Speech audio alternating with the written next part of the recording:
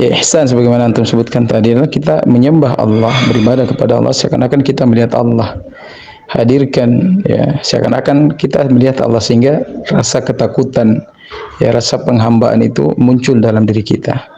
Namun tentunya kita tidak bisa melihat Allah dan yakinlah bahwasanya Allah melihat kita. Nah, ini tingkatan dalam Islam, dan ihsan itu ada dua macam ya. Yang pertama adalah muraqabah. Muraqabah itu merasa diawasi oleh Allah. Yang kedua adalah tingkat musyahadah. Musyahadah ini adalah uh, apa namanya?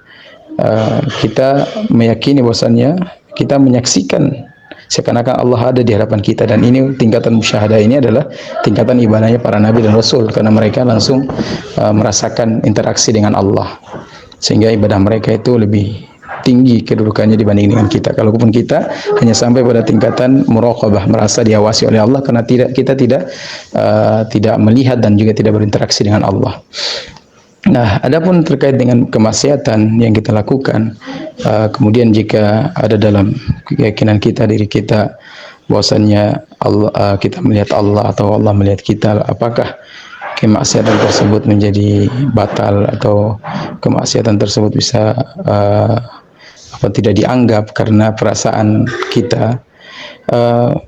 Yang tepat adalah bahwasannya ketika kita ingin melakukan kemaksiatan, lalu kemudian ada muraqabah muncul, merasa diawasi oleh Allah, maka ihsan berlaku ketika kita tidak melaksanakan kemaksiatan itu karena kita takut kepada Allah. Bukan saat kita melakukan kemaksiatan itu kemudian kita sadari bahwa Allah melihat kita, bukan. Tapi justru kita tinggalkan kemaksiatan itu karena kita sadari bahwa Allah melihat kita. Nah, itulah ihsan. Jadi ibadah itu bukan hanya kita menjalankan perintah, tapi meninggalkan larangan itu juga ibadah.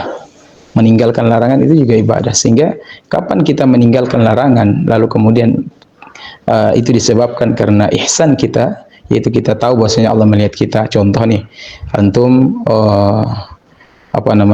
mau dengar musik ya, tapi tiba-tiba antum sadari bahwa musik itu haram dan Allah melihat anak ketika mendengar musik, lalu antum kemudian tinggalkan karena antum tahu Allah melihat antum.